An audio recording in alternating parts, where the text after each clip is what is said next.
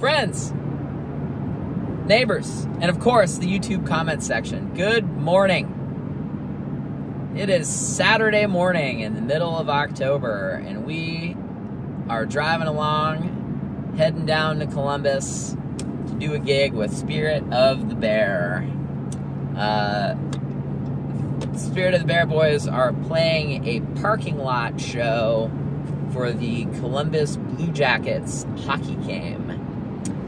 So we are the pre-show entertainment for the hockey game. So that is going to be an interesting, cold, and rainy gig. So right now it's about 11 o'clock in the morning on a Saturday. We're cruising out of Columbus, and it is 52 degrees in a gray and foggy, rainy Ohio day. So, not really sure what our stage situation is going to be like. I think it's going to probably be a little stage line pop-up kind of thing with a little baby line array sort of thing. So, as far as gear goes for the show, I opted not to bring the console today just because it was rainy, and I just figured I don't want to screw around with any of that. And if I could just huddle over an iPad, then that's going to be the way to go. So anyway, we'll check in with you at the gig. Hey boys. Hey Bill. Yeah, Billy. Well, Jamie, what's our IP address today? Hey, everybody connect to this. It's 192.168.000.156. Jamie's getting doxed. His IP address is available. So where are we? Are we in downtown Columbus today? We are. Right by Wario's. This is home of the sub. The Arena District. This is the most the NHL has ever spoken to us. Hell yeah. So we were playing outside. It stopped raining, which is lovely. We've got an L Acoustics Kara PA today, which is lovely. There is our nationwide arena in downtown Columbus. And hopefully there will be people here to come see us today, which is always lovely. So we're just getting everything wired right now, and we'll get into sound check. Next is pickleball. We're playing in front of the National Pickleball Association. Next Saturday. Look, Billy's filming this song for his YouTube. This is the only song his subscribers know.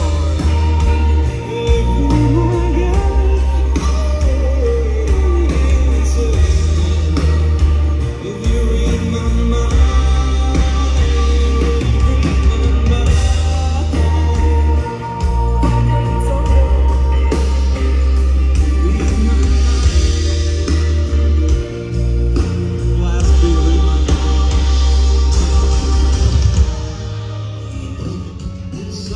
World's best PA. This is the flattest I've had the PA in 2 years. Phil and Ryan, what company are you guys with? Captivate Productions. Nice, hire them. They're the best. Listen to how good this PA sounds from all the way back here. What'd you do to the top boxes again with the horns? The top boxes are focused at 70 degrees, so they throw farther and stay off of all the concrete and brick around here. Oh my God. Where has Phil and Ryan been for the last 2 years of mixing Spirit of the Bear? All right, I'm gonna show you guys a look on the stage here, but this is something that we have to deal with outdoor shows, is this generator noise that is always happening. So just in case you're wondering if that's showing up in all the mics, it absolutely is. So here's a view from stage. Here's the normal rig, my rig that you guys have seen for all the time. Dan's rig is here and is the same as it always is. There's James and Ethan, Nate. Here's Jamie. So because of this, I'm trying to keep the mics as close as I can. One interesting thing is I found that with Jamie's snare drum, this is the optimal snare sound of pointing the 57 down like that, which has been really nice. Just to take a lot of the high end and hi-hat out, it's been really cool. So anyway, I'm gonna go try to find a parking spot for my truck there, and we'll check back in with you at the gig. Wake up and walk the line. In between two words I made for myself. Never can forget a matter of regret. This game that plays in real time. Later, I lose peace of mind. I'll take you with me to where I want to be. Life is hard though, and I'll make no memories. Sometimes I need them. You are right next to me. I fall from grace and the words come up to me.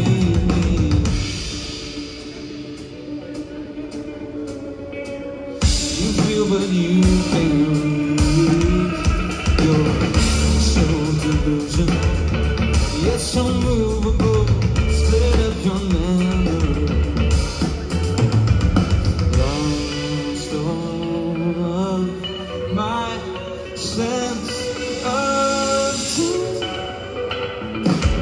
I'll take you with me to where I choose it now. Elegant to change the pace. Feels like we're moving, but have we been in the same place? I don't know to see my face. Will we get back the feeling of all the mess we made? When I'm breaking down at the feet of all the towers that I've built alone, I'll be waiting on a call from the passing face. With the curtains drawn, I've seen before. I know it from underneath the ground. Take me out where it's impossible. Who was I meant to tell? Falling straight to hell. Hold it tight, we're all indifferent. Our home is in the mud. We'll never know how.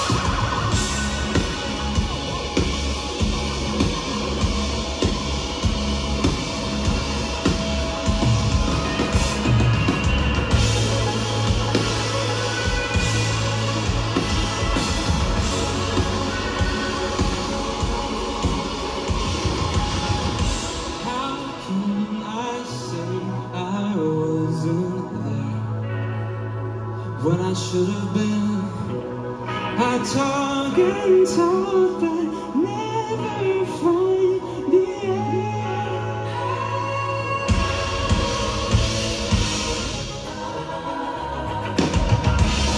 I get here so. Well, what'd you guys think? I can't say enough good things about that PA yesterday. A really good friend of mine and I were having a debate the other day about what the best PA brand is, and I kind of scoffed at the question and just said anything that's high-end is pretty much always going to sound good. But I have to tell you guys, I was on an L Acoustics Kara rig yesterday. Oh my God, did that thing sound good. And just to prove to you that I don't have a standard operating procedure when it comes to PA systems, peep this. That's my 2-bus EQ feeding my output matrices. Any of these little dips that you see right there are just a result of me flattening the EQ curve out without just hitting full reset. They're doing absolutely nothing. And just in case you extra don't believe me, that was my 2-bus EQ last night over the whole PA. And the only reason that we did any of this is just to just tame down the horns a little bit. Oh, and the most often talked about EQ that I have, the subs, there you go. So I don't know what subs they have. I think they were double 18 cabinets, whatever those things are. They had 4 per side. So I'm sorry, they had 2 cabinets a side, so 4 18s a side. And, you know, just knocking out some resonance here, but, you know, you don't see the super steep low pass filter that I usually put on there. The subs were great. And again, I could have taken this completely off. I just moved it out of the way. I just can't say enough good things about Phil and Ryan from Captivate Productions in Columbus yesterday. If any of you guys are ever in Columbus and need a PA system, Google those guys and hire them. Phil was so great to work with. Ryan was too. She was awesome on the stage deck. Those two were just made yesterday so nice and easy. So let's go through some channels here. So here's our kick. Pretty much unchanged. You know, I always want a bit of click in the kick drum. Here's our snare. Hi-hat. Tom 1. Floor tom. Overhead ride. Overhead hat. So the drums, or the mics on the drums yesterday were 91 in the kick, 57 on snare. Sennheiser 604s on the toms, and I believe the overheads were Shure KSM 137. So overhead right, overhead left, and the hi-hat were all KSM 137s. Here's bass, SPD, guitar. We weren't using Guitar DI yesterday. Dan's Nord, Dan's Prophet. Ethan.